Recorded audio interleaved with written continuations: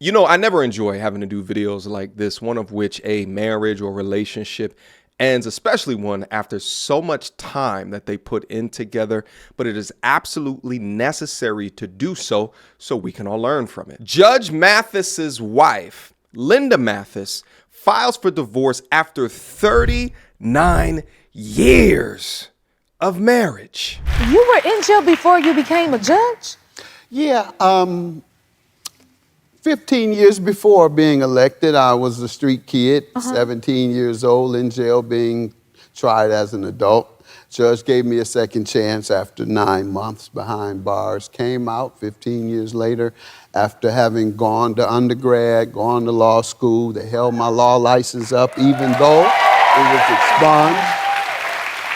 After I got my law license at the state Supreme Court because they had denied me, I then began working for the city council, then the mayor, then Reverend Jackson, and then elected judge, and now 23 years later on television. Man, 23 years, three seasons, 24 seasons? Yep. That is right. amazing. But you know, I like to make note of the fact that I had to go to the Supreme Court to get my law license, and I didn't give up. Now, this story has taken mainstream media as well as the internet media by storm, and rightfully so, because when you think about Judge Mathis and the legacy that he has created, a huge component of his legacy outside of his TV career has always been his wife and his family, which was actually documented on TV via Mathis Family Matters. This was actually back in 2022. There's breaking news about another Hollywood divorce. Come in over here, my beautiful wife. After 39 years, Judge Greg Mathis and wife Linda are calling it quits. You have to understand that marriage and love is give and take. ET obtained Linda's court filing. She cites irreconcilable differences, lists their separation date as July 17th, and is asking for spousal support. Of course she's going to ask for spousal support. This is her pension. Nobody is safe. If Judge Mathis can't make it, then nobody is safe. And of course she's going to ask for spousal support. I mean, this is her pension. Very large pension. Let's see how much. You get a kiss on top of that. The couple is worth an estimated $25 million, most of it from his TV court show, which ran for 24 seasons and won an Emmy in 2018. 24.99999 million of that stuff is as of him. Let's make that abundantly clear. And you would think after 40 years of marriage, you'd figure it out, right? Go get to your opposite end of the house and be roommates for a little while as you talk about your differences.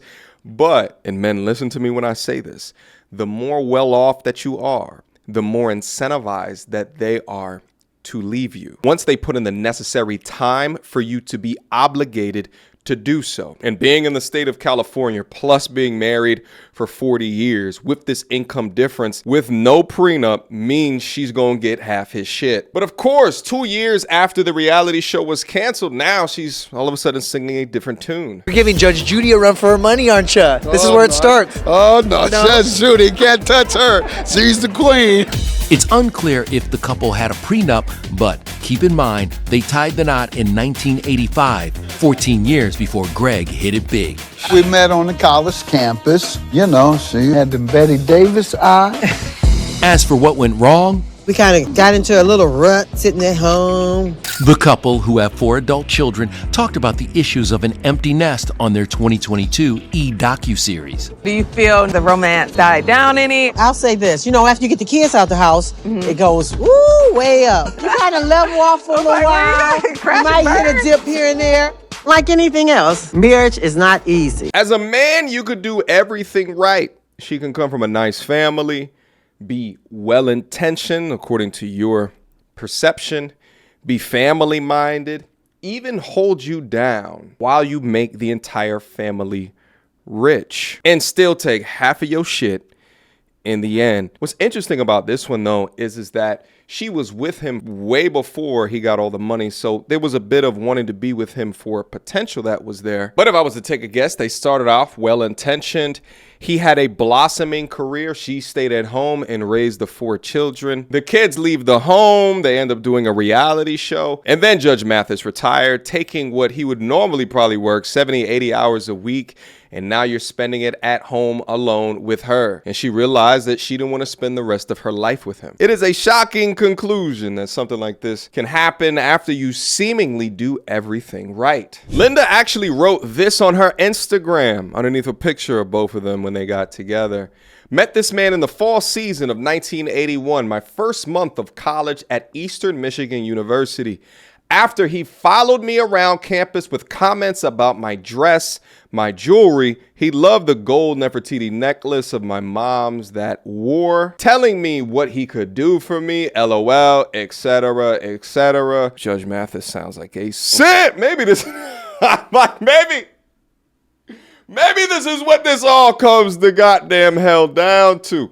You treat them like a star, they will treat you like a fan, even if you really are the star, because you're the one that's on TV. He would also sing a popular song while walking behind me or seeing me in the cafeteria.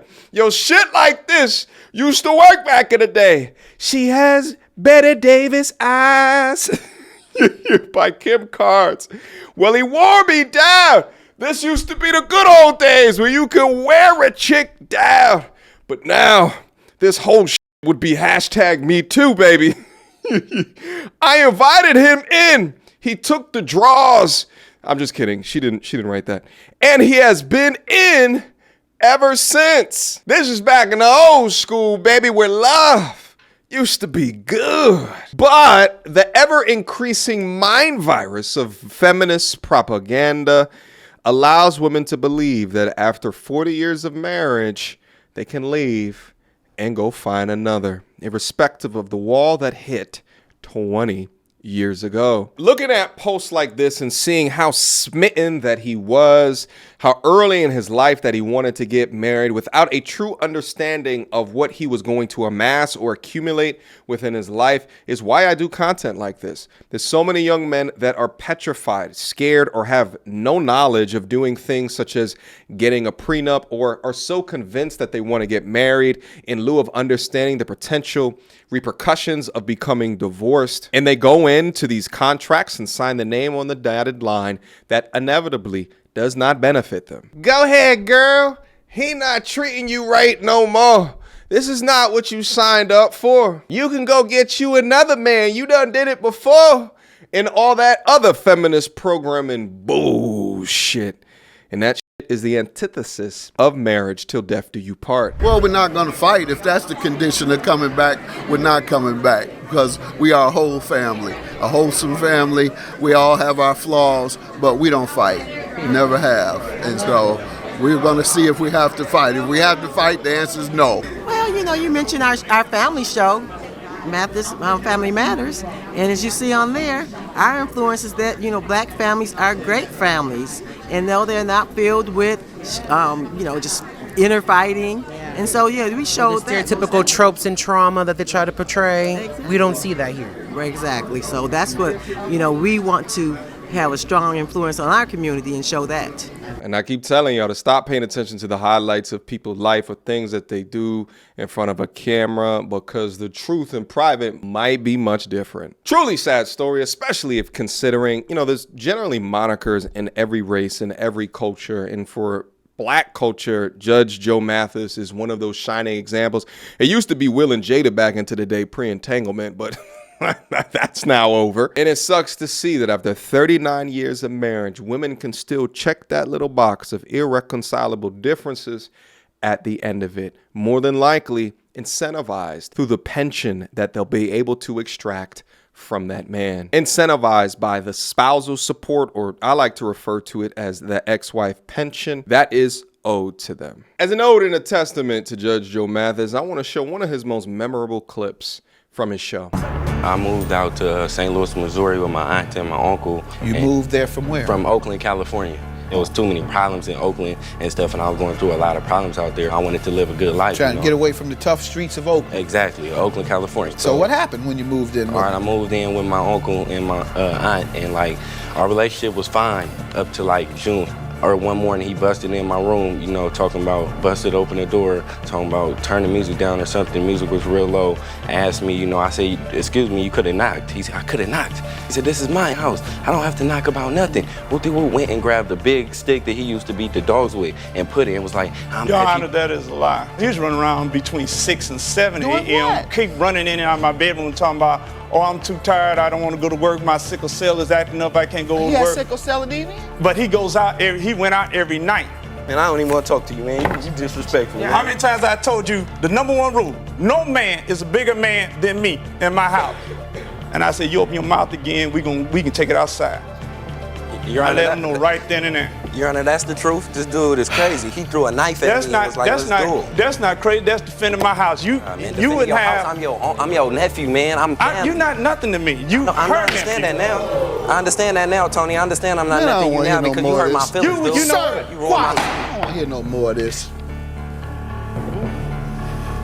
Hand me a piece of tissue, man. Did this damn young man move from the streets of Oakland to escape the gangs, plead out to you for help? You let him move in there knowing what he done went through all his life. He running from the street gangs. How many young people run from the street gangs and try and escape? None. Most of them stay there and try and survive and kill each other or destroy themselves. He got sickle cell anemia, no parents. And yeah, I'm crying because I see myself in it. There's one thing to give a young man tough love, but where's the love? All I hear is toughness.